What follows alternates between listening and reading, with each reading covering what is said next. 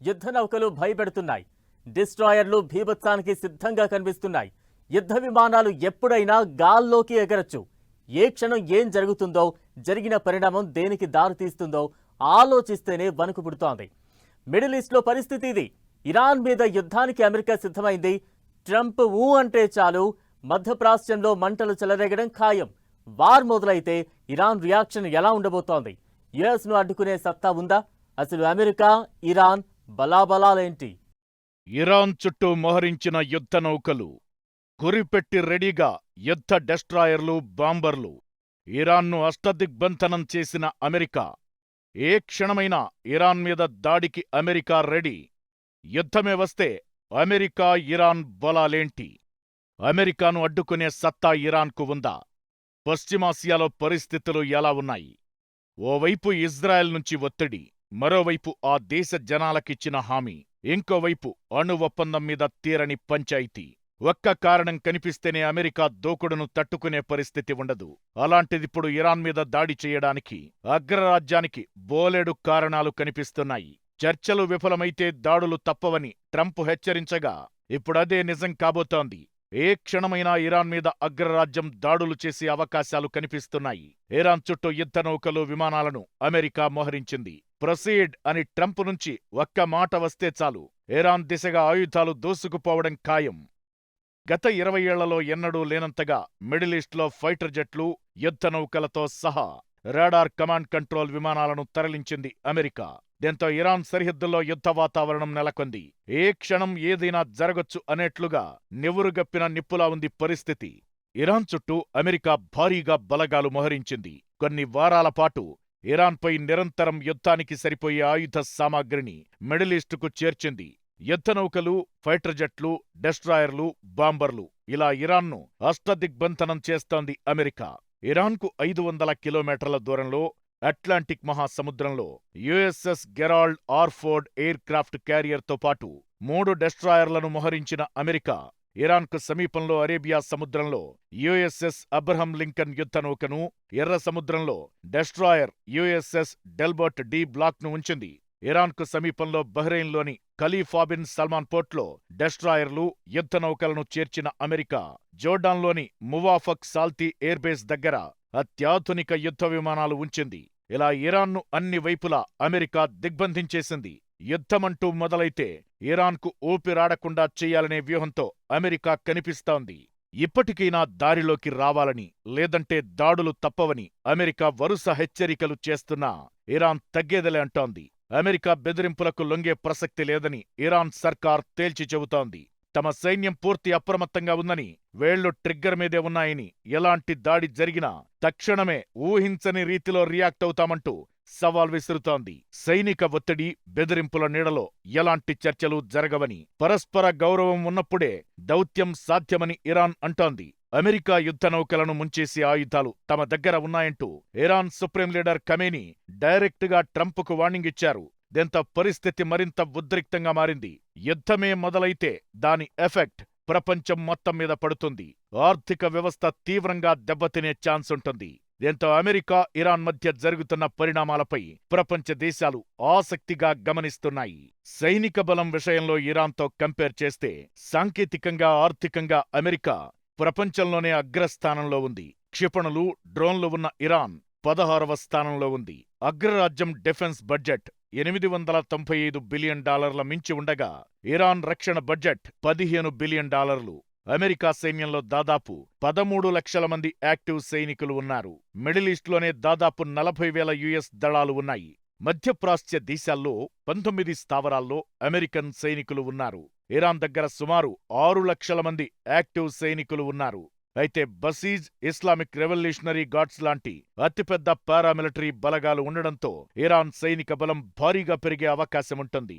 Air force బలం విషయంలో అమెరికాకు కనీస పోటీ ఇవ్వలేని పరిస్థితి ఇరాన్ది. అగ్రరాజ్యం దగ్గర 13,000కు పైగా సైనిక విమానాలు ఉన్నాయి. వీటిలో F-22, F-35 లాంటి 5th జనరేషన్ స్టెల్త్ ఫైటర్ జెట్లు కూడా ఉన్నాయి. ఇక ఇరాన్ వైమానిక దళం చాలా చిన్నది. కేవలం 560 ఎయిర్ క్రాఫ్ట్లు మాత్రమే ఉన్నాయి. పైగా చిన్నవి, పాతవి. నేవీ పవర్లో ప్రపంచంలోనే అమెరికా టాప్. యుఎస్ దగ్గర 11 ఎయిర్ క్రాఫ్ట్ క్యారియర్లు, 81 డెస్ట్రాయర్లు ఉన్నాయి. ఇరాన్ గ్రీన్ వాటర్ నావికా దళాన్ని నిర్వహిస్తోంది. వరల్డ్ వైడ్ గా యుఎస్కు 750కి పైగా సైనిక స్థావరాలు ఉన్నాయి. దీంతో ఏ క్షణంలోనైనా ఎక్కడైనా దాడి చేయగలిగే సామర్థ్యం ఈ దేశానికుంది. యాక్సిస్ ఆఫ్ రెసిస్టెన్స్ స్ట్రాటజీని ఫాలో అవుతున్న Iran, Lebanon, Iraq, Syria, Yemen లాంటి దేశాల్లోని ప్రాక్సీ, మిలీషియా గ్రూపులతో నేరుగా సైన్యాన్ని మోహరించకుండా తన ప్రభావాన్ని విస్తరించుకుంటోంది. ఇక సైబర్ వార్ఫేర్, స్పేస్ ఫోర్స్, అలాగే అత్యాధునిక డ్రోన్ టెక్నాలజీలో అమెరికాకు తిరుగులేదు.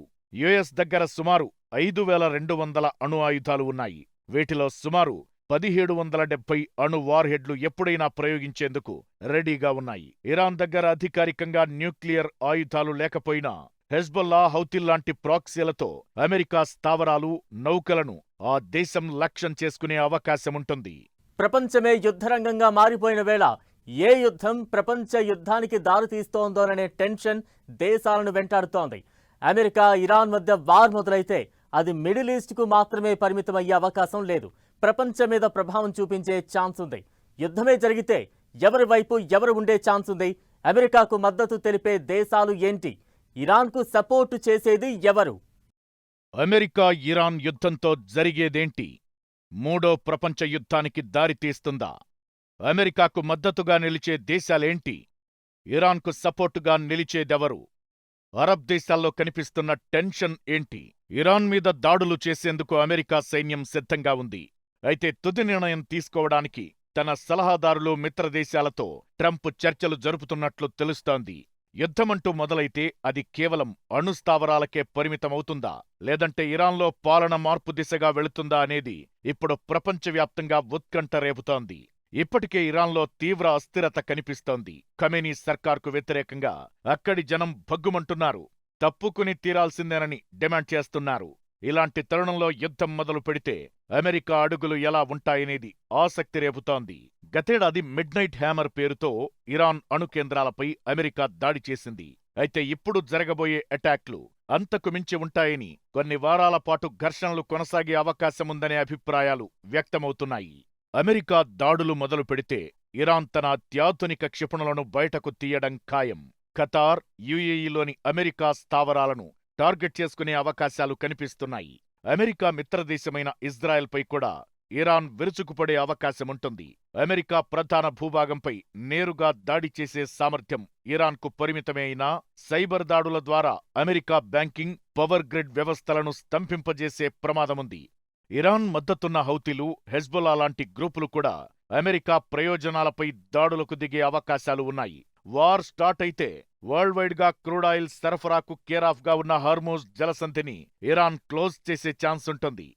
ఇప్పటికే రష్యా, చైనాతో కలిసి ఆ ప్రాంతానికి దగ్గరలో ఇరాన్ క్షిపణి విన్యాసాలు చేపట్టింది కూడా. హర్మూజ్ క్లోజ్ అయితే ముడి చమురు ధరలు ఆకాశాన్ని తాకుతాయి. దీంతో దీన్ని ఆయుధంగా చేసుకుని అమెరికా మీద ఇరాన్ ఒత్తిడి తెచ్చే ఛాన్స్ ఉంది. ఇరాన్ మీద అమెరికా దాడికి దిగితే బ్రిటన్ లాంటి కొన్ని దేశాలు మద్దతు తెలిపే అవకాశముంది. సౌదీ అరేబియా, యుఏఈ లాంటి గల్ఫ్ దేశాలు ఆందోళనలో ఉన్నాయి. ఇరాన్ తమపై ప్రతీకార దాడులు చేస్తుందని భయపడుతున్నాయి. యుద్ధంలో ఎలాంటి పాత్ర పోషించేది లేదంటూ ఇప్పటికే సౌదీ అరేబియా క్లియర్ స్టాండ్ తీసుకుంది. ఇకటు ఇరాన్కు రష్యా, చైనా రెండు ముఖ్యమైన భాగస్వామ్య దేశాలు. అమెరికా సైనిక చర్యను ఈ రెండు దేశాలు బహిరంగంగానే ఖండించే అవకాశముందనే అభిప్రాయాలు వినిపిస్తున్నాయి. గతేడాది జూన్లో ఇరాన్ న్యూక్లియర్ సైట్లపై ఇజ్రాయెల్కు మద్దతుగా అమెరికా దాడులు చేసినప్పుడు ఆ రెండు దేశాలు బహిరంగంగా నిరసన తెలిపాయి. రష్యా, ఇరాన్ అనేక విషయాల్లో సహకరించుకుంటున్నా ఇరాన్కు మద్దతుగా నేరుగా అమెరికాతో ఘర్షణలకు దిగేంత మిత్రదేశం కాదు. జూన్లో కూడా రష్యా అలా చేయలేదు. ఇక చైనా, ఇరాన్ మధ్య సమగ్ర వ్యూహాత్మక భాగస్వామ్యం ఉన్నప్పటికీ ఇజ్రాయెల్కు అమెరికా మద్దతిస్తున్న రేంజ్లో చైనా తన భాగస్వాములకు యుద్ధభూమిలో సపోర్ట్ చేసే అవకాశం లేదు. G7 దేశాలు పూర్తిగా అమెరికాకే మద్దతుగా నిలిచే అవకాశముంది. నిరసనకారులపై ఇరాన్ ప్రభుత్వం తీసుకుంటున్న చర్యలకు వ్యతిరేకంగా G7 కంట్రీస్ ఇప్పటికే ప్రకటన విడుదల చేశాయి. ఇక ఇరాన్కు ఇస్లామిక్ దేశాల నుంచి కూడా పూర్తిగా మద్దతు లభించే అవకాశం లేదు. ఇస్లామిక్ దేశాల మధ్య విభేదాలు, విభజనలు కనిపిస్తున్నాయి. విజన్, వ్యూహం, నిర్ణయాల్లో ఎందులోనూ ఉమ్మడిగా ముందుకు వెళుతున్నట్లు కనిపించడం లేదనేది మరికొందరి అభిప్రాయం. అరబ్ దేశాలు టెన్షన్ పడుతున్నాయి. పశ్చిమాసియాలోని సంపన్న చమురు దేశాలను ఆసియా, యూరోప్, ఉత్తర అమెరికా సహా ప్రపంచంలోని ఇతర ప్రాంతాలను హర్మోజ్ జలసంధి కలుపుతుంది. ప్రపంచంలోని మొత్తం చమురు సరఫరాలో 5వ వంతు ఈ మార్గం ద్వారానే సరఫరా అవుతుంది. అమెరికా ఇరాన్ మధ్య యుద్ధం మొదలైతే అది ప్రపంచాన్ని రెండుగా విడదీసి 3వ ప్రపంచ యుద్ధం పరిస్థితులకు దారితీసే ప్రమాదముందా అనే భయాలు కూడా చాలా మందిలో కనిపిస్తున్నాయి. ఇక అమెరికా ఇరాన్ యుద్ధం జరిగితే ఆ ప్రభావం భారత్ మీద కూడా ఉండే అవకాశం ఉంది.